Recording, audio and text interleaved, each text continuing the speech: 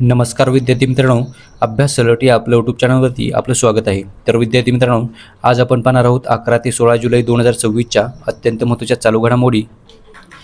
तर व्हिडिओ पहिल्यापासून शेवटपर्यंत पाहण्याचा प्रयत्न करा. अतिशय महत्त्वाचे आणि निवडक प्रश्न असणार आहेत, जे की तुम्हाला कोणत्याही स्पर्धा परीक्षेमध्ये डायरेक्ट विचारले जाऊ शकतात. तर 2-4 दिवस व्हिडिओ टाकता आला नाही, त्याबद्दल माफी असावी.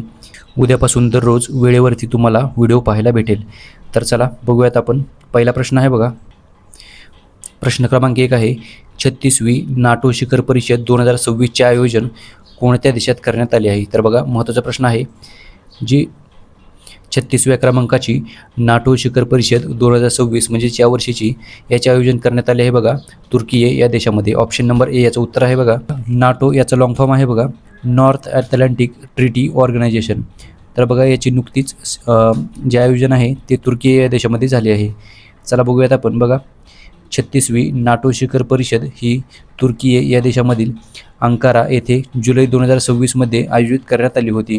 आणि बघा, ही जी परिषद आहे ती तुर्कीचे यजमानपद भूषवलेली दुसरी नाटो शिखर परिषद होती. म्हणजेच तुर्की या देशाने आतापर्यंत दुसऱ्यांदा याचे आयोजन केलेले आहे. तर बघा, नाटो म्हणजेच काय, तर नॉर्थ अटलांटिक ट्रीटी ऑर्गनायझेशन म्हणजेच नाटो. तर बघा, याची स्थापना झाली होती 4 एप्रिल 1949 रोजी आणि याचे मुख्यालय आहे ब्रुसेल्स, बेल्जियम या देशामध्ये. तर बघा, सध्याचे सदस्य देश आहेत एकूण 32 देश आहेत. 2024 पासून स्वीडन हा सदस्य बनलेला आहे.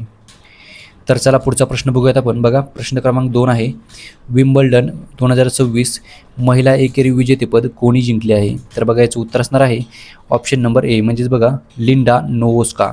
तर विम्बल्डन 2026चे जे महिला एकेरीचे विजेतेपद आहे ते जिंकलेले आहेत लिंडा नोवोस्का या महिलेने. तर चला बघूयात आपण. विम्बल्डन 2026 महिला एकेरी विजेतेपद हे इथे झेक चुकून झाले आहे बघा, इथे चेक प्रजासत्ताक आहे. ओके, तर बघा, चेक प्रजासत्ताकची लिंडा नोवोस्का हिने हे विजेतेपद जिंकलेले आहे. तर बघा, तिने अंतिम सामन्यामध्ये कॅरोलिना मिचोव्हा हिचा 6-2, 5-7 आणि 6-3 असा पराभव करून आपल्या कारकिर्दीतील पहिले ग्रँड स्लॅम एकेरी विजेतेपद पटकावलेले आहे. लक्षात ठेवा. तर चला पुढचा प्रश्न बघूयात आपण. प्रश्न क्रमांक 3 आहे बघा, भारतातील सर्वात आनंदी शहर हे जयपूर असून त्याचा जागतिक क्रमांक कितवा आहे? तर बघा, याचं उत्तर असणार आहे ऑप्शन नंबर बी म्हणजेच बघा 6वा. तर बघा, याचं उत्तर आहे 6वा. ऑप्शन नंबर बी याचं उत्तर आहे बघा. तर बघा, भारतामधील सर्वात आनंदी शहर हे जयपूर असून त्याचा जगात क्रमांक आहे बघा 6वा. ओके, चला बघूयात आपण. तर बघा, भारतातील सर्वात आनंदी शहर हे जयपूर असून हॅप्पी सिटी इंडेक्स 2026 नुसार त्याचा जागतिक क्रमांक 6वा आहे. तर जयपूर हे यादीमधील सर्वोच्च क्रमांकाचे भारतीय शहर ठरलेले आहे. तर लक्षात ठेवा, भारतामध्ये पहिल्या क्रमांकाचे आहे, तर जागतिक तर जगामध्ये 6व्या क्रमांकाचे आहे. तर चला पुढचा प्रश्न आहे बघा. प्रश्न क्रमांक 4 बघूयात आपण. हैदराबाद येथील सरदार वल्लभभाई पटेल राष्ट्रीय पोलीस अकॅडमी संचालक म्हणून कोणाची नियुक्ती करण्यात आली आहे? याचं उत्तर आहे बघा Sujit Pande. Option number D याचं उत्तर आहे बघा. तर सरदार वल्लभभाई पटेल राष्ट्रीय पोलीस अकॅडमी हैदराबाद येथील संचालक म्हणून सुजित पांडे हे बनलेले आहेत. लक्षात ठेवा. चला बघूयात आपण. बघा, हैदराबाद येथील सरदार वल्लभभाई पटेल राष्ट्रीय पोलीस अकॅडमी याचे संचालक म्हणून सुजित पांडे यांची नियुक्ती करण्यात आली आहे आणि ते 1994 बॅचचे उत्तर प्रदेश कॅडरचे IPS अधिकारी आहेत. तर लक्षात ठेवा. चला पुढचा प्रश्न बघूयात आपण. बघा, प्रश्न क्रमांक 5 आहे, कायटॉप्सिस इंडिका ही खोल समुद्रातील माशांची नवीन प्रजाती कोणत्या राज्यामध्ये सापडली आहे? तर बघा, याचं उत्तर आहे केरळ. ऑप्शन नंबर सी याचं उत्तर असणार आहे बघा. तर कायटॉप्सिस इंडिका ही खोल समुद्रामधील माशांची नवीन प्रजाती केरळ राज्यामध्ये नुकतीच सापडलेली आहे. ओके, तर केरळची राजधानी आहे बघा तिरुवनंतपुरम. चला बघूयात आपण. बघा, कायटॉप्सिस इंडिका ही खोल समुद्रामधील माशांची नवीन प्रजाती केरळ राज्यामध्ये सापडली असून केरळच्या किनारपट्टीजवळील अरबी समुद्रामध्ये शोधण्यात आलेली आहे. आणि ही प्रजाती ICAR केंद्रीय सागरी मत्स्य संशोधन संस्था कोची येथील शास्त्रज्ञांनी शोधलेली आहे. तर लक्षात ठेवा. चला पुढचा प्रश्न आहे बघा. प्रश्न क्रमांक 6 बघूयात आपण. उत्तर प्रदेश सरकारने शहाजनपूर जिल्ह्यामधील जलालाबाद शहराचे नवीन नाव काय ठेवले आहे? तर बघा, याचं उत्तर आहे बघा परशुरामपुरी. ऑप्शन नंबर ए याचं उत्तर आहे. तर परशुरामपुरी हे नवीन नाव ठेवण्यात आले आहे. तर कोणत्या शहराचे? तर बघा उत्तर प्रदेश राज्यामधील शहाजनपूर जिल्ह्यामधील जलालाबाद या शहराचे नाव परशुरामपुरी आता ठेवण्यात आले आहे, लक्षात ठेवा. तर बघा उत्तर प्रदेशची राजधानी आहे बघा लखनौ. उत्तर प्रदेशचे मुख्यमंत्री आहेत योगी आदित्यनाथ. प्रश्न क्रमांक 7 आहे बघा, bureau of police research and development याचे महासंचालक म्हणजेच डायरेक्टर जनरल पदी कोणाची नियुक्ती करण्यात आली आहे? तर बघा त्यांचं नाव आहे Alok Kumar Mittal. Option number A याचं उत्तर असणार आहे बघा. तर आलोक कुमार मित्तल यांची bureau of police research and development याचे महासंचालक म्हणजेच डायरेक्टर जनरल पदी नियुक्ती करण्यात आलेली आहे. चला पुढचा प्रश्न बघूयात आपण. प्रश्न क्रमांक 8 आहे बघा, अस्त्र MK1 हे beyond visual range air to air missile कोणत्या संस्थेने विकसित केले आहे? तर बघा त्या संस्थेचं नाव आहे DRDO म्हणजेच ऑप्शन नंबर सी याचं उत्तर असणार आहे बघा. तर DRDO म्हणजेच काय? तर बघा DRDO म्हणजेच defence research and development organisation हे याचे विस्तारित रूप होते. चला बघूयात आपण. बघा विकसक संस्था आहे DRDO. प्रकार आहे बघा beyond visual range air to air missile आणि याचा वापर भारतीय वायुसेना आणि भारतीय नौदल हे करत आहे सध्या. तर बघा कमाल मारक क्षमता तर याची सुमारे 110 किलोमीटर याची कमाल मारक क्षमता आहे. तर चला पुढचा प्रश्न बघूयात आपण. बघा प्रश्न क्रमांक 9 आहे, जागतिक लोकसंख्या दिवस दरवर्षी केव्हा साजरा करण्यात येतो? तर बघा याचं उत्तर असणार आहे ऑप्शन नंबर ए म्हणजेच बघा दरवर्षी आपण 11 जुलै रोजी जागतिक लोकसंख्या दिवस हा साजरा करतो. तर लक्षात ठेवा. चला बघूयात आपण. बघा दरवर्षी आपण 11 जुलै रोजी हा जागतिक लोकसंख्या दिवस म्हणून साजरा करतो आणि याची सुरुवात 1989 या साली झाली होती. तसेच याची घोषणा जी आहे ती संयुक्त राष्ट्र विकास कार्यक्रम म्हणजेच युनायटेड नेशन डेव्हलपमेंट प्रोग्राम याच्या अंतर्गत झालेली आहे. तर लक्षात ठेवा. चला पुढचा प्रश्न बघूयात आपण. बघा प्रश्न क्रमांक 10 आहे, अंडर-20 आशियाई कुस्ती चॅम्पियनशिप 2026 मध्ये भारतीय कुस्तीपटूंनी एकूण किती पदके जिंकली आहेत? याचं उत्तर आहे बघा 20. ऑप्शन नंबर सी याचं उत्तर असणार आहे. तर बघा अंडर-20 आशिया कुस्ती चॅम्पियनशिप 2026 मध्ये भारतीय कुस्तीपटूंनी एकूण 20 पदके जिंकलेली आहेत. चला बघूयात आपण याबद्दल. बघा अंडर-20 आशियाई कुस्ती स्पर्धा 2026 यामध्ये भारतीय कुस्तीपटूंनी 20 पदके जिंकलेली असून त्यामध्ये बघा 4 सुवर्णपदके आहेत, 7 रौप्य पदके आहेत आणि 9 कांस्य पदके जिंकलेली आहेत. तर लक्षात ठेवा सुवर्णपदकाचा तुम्ही आकडा लक्षात ठेवा. तर एकूण 4 सुवर्णपदके जिंकलेली आहेत आणि एकूण पदके जी आहेत ती 20 जिंकलेली आहेत. तर बघा एकूण पदके जी आहेत ती 20 जिंकलेली आहेत आणि भारताने महिला गटामध्ये द्वितीय आणि पुरुष फ्रीस्टाईल गटामध्ये तृतीय क्रमांक मिळवलेला आहे. चला पुढचा प्रश्न बघूयात आपण. प्रश्न क्रमांक 11 आहे बघा, भारताच्या अनुदानाने पुनर्बांधकाम करण्यात आलेल्या युनेस्को आशिया पॅसिफिक हेरिटेज पुरस्कार प्राप्त बौद्ध मठ ज्याचं नाव आहे बघा ज्येष्ठ वर्ण महाविहार कोणत्या देशामध्ये आहे? याचं उत्तर आहे बघा ऑप्शन नंबर बी म्हणजेच बघा नेपाळ. तर बघा नेपाळ या देशामध्ये भारताच्या अनुदानाने बांधण्यात आलेल्या म्हणजेच पुनर्बांधकाम करण्यात आलेल्या युनेस्को आशिया पॅसिफिक हेरिटेज पुरस्कार प्राप्त या बौद्ध मठाला ज्याचं नाव आहे बघा ज्येष्ठ वर्ण महावीर हा जो मठ आहे हा नेपाळ या देशामध्ये आहे. नेपाळ देशाची राजधानी आहे बघा काठमांडू. चला बघूयात आपण. बघा 17व्या शतकामधील ऐतिहासिक बौद्ध मठ ज्येष्ठ वर्ण महाविहार हा ललितपूर पाटण नेपाळ येथे आहे. तसेच बघा 2015च्या भूकंपामध्ये नुकसान झाल्यानंतर याचे पुनर्बांधकाम भारत सरकारच्या आर्थिक सहाय्याने करण्यात आले होते आणि या संवर्धन कार्यासाठी या मठाला UNESCO Asia Pacific award for cultural heritage conservation 2025 अंतर्गत अवॉर्ड ऑफ मेरिट प्रदान करण्यात आलेला आहे. तर लक्षात ठेवा. चला पुढचा प्रश्न आहे बघा प्रश्न क्रमांक 12 बघूयात आपण. जुलै 2026 मध्ये प्रसिद्ध झालेल्या हेनले पासपोर्ट इंडेक्स 2026 मध्ये भारताचा क्रमांक कितवा आहे? तर बघा याचं उत्तर असणार आहे 80. तर बघा ऑप्शन नंबर ए याचं उत्तर आहे. तर बघा जुलै 2026 मध्ये नुकत्याच प्रसिद्ध झालेल्या हेनले पासपोर्ट इंडेक्स 2026 मध्ये भारताचा 80वा क्रमांक आहे.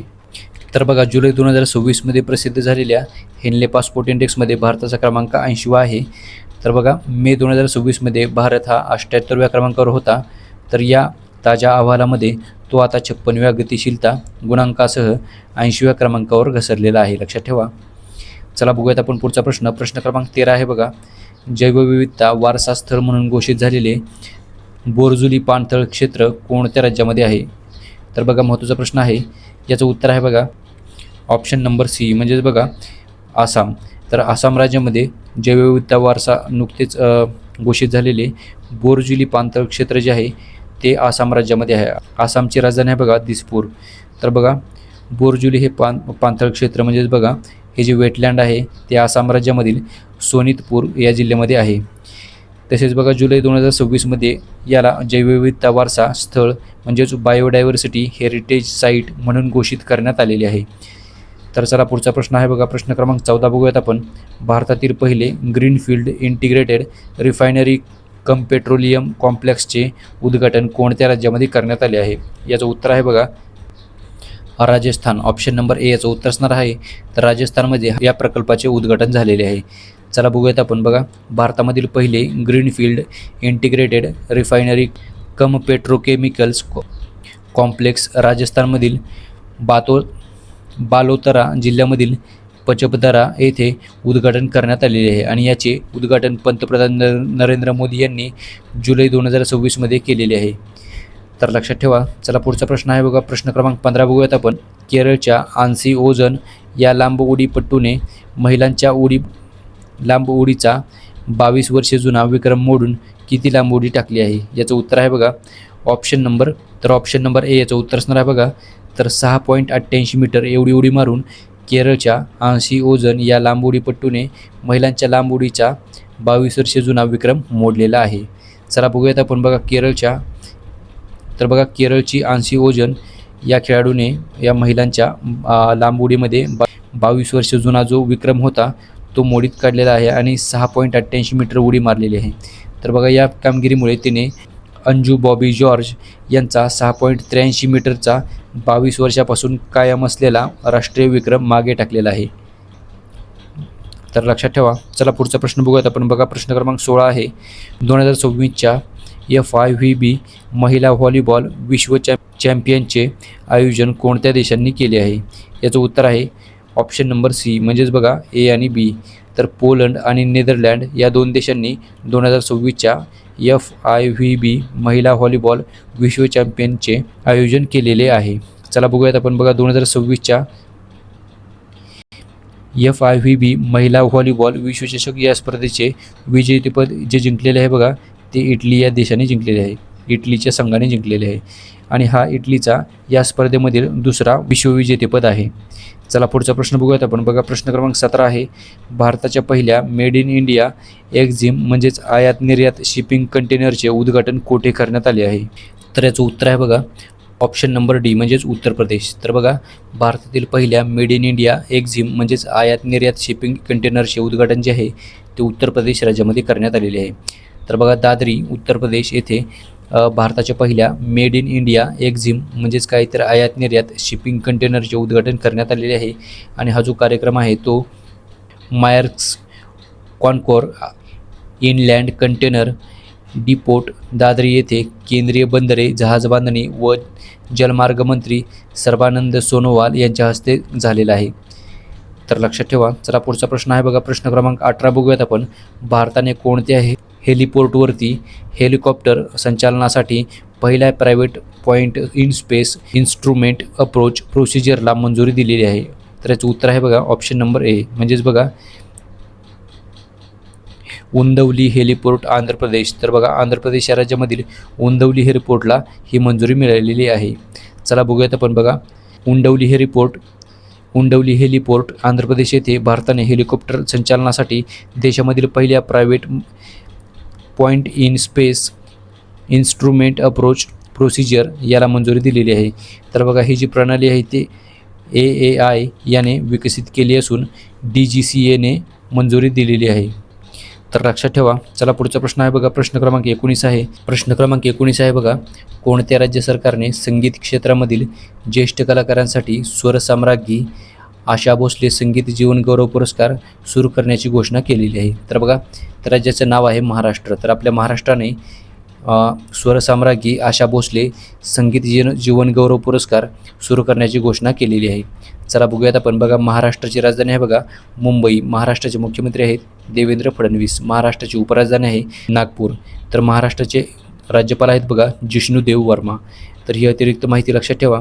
तर बघा महाराष्ट्र सरकारने संगीत क्षेत्रामधील ज्येष्ठ कलाकारांसाठी स्वरसाम्राज्ञी आशा भोसले संगीत जीवन गौरव पुरस्कार हा सुरू केलेला आहे. तर बघा हा सुरू करण्याची घोषणा केलेली आहे. तर बघा हा जो पुरस्कार आहे तो महाराष्ट्राच्या सांस्कृतिक कार्य विभागामार्फत दिला जाणार आहे.